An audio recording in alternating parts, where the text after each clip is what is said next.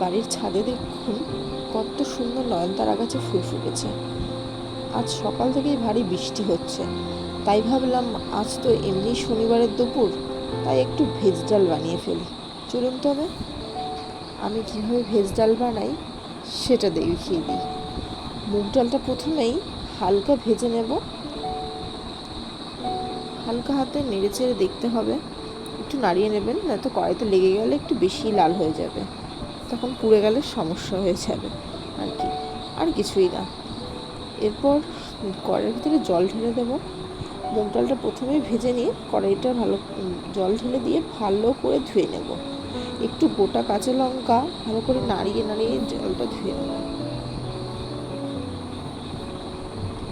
ভালো করে নাড়িয়ে নাড়িয়ে জল দিয়ে ভালো করে কচড়ে, তো গরম তো হাত ধুইতে পারবো না, তাই হাতার সাহায্যেই ভালো করে এটাকে ধুয়ে জলটা ফেলে দেবো। এরপর আর একটু পরিষ্কার জল দিয়ে ডালটাকে ফোটার জন্য ছেড়ে দিতে হবে। একটু গোটা কাঁচা লঙ্কা দেব, গোটাই দিয়ে দিয়েছি, আর ছিটি দিইনি এটাকে, কারণ আমাদের বাড়িতে অনেকে ঝাল খায় না, তো ওই কারণে।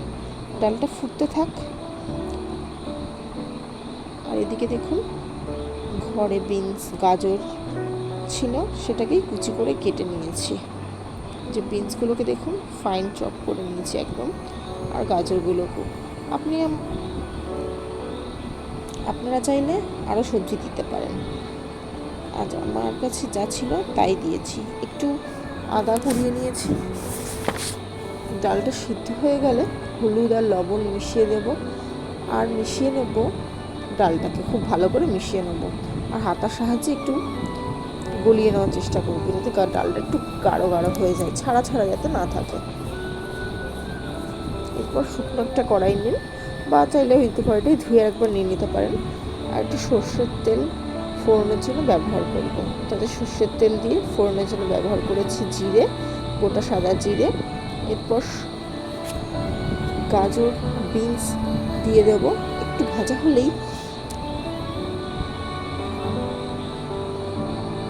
এরপর খুন্তির সাহায্যে একটু নাড়াচাড়া করে নেব। দেখুন এরপর আদাটাও দিয়ে দিয়েছি। এরপর ঝটপট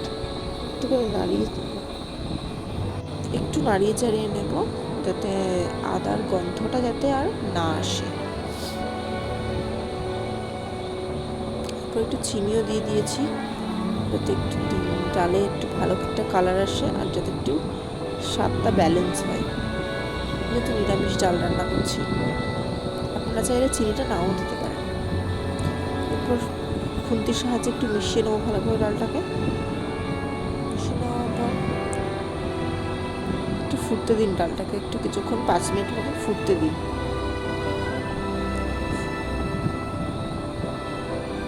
আর নামানোর আগে আমরা কিন্তু অবশ্যই কিপটিমি করবেন না, 1 চামচ মতন ঘি, বা আপনি আপনার স্বাদ মতনও দিতে পারেন, ঘি দিয়ে একটু ভালো করে মিশিয়ে নিন ডালটাকে।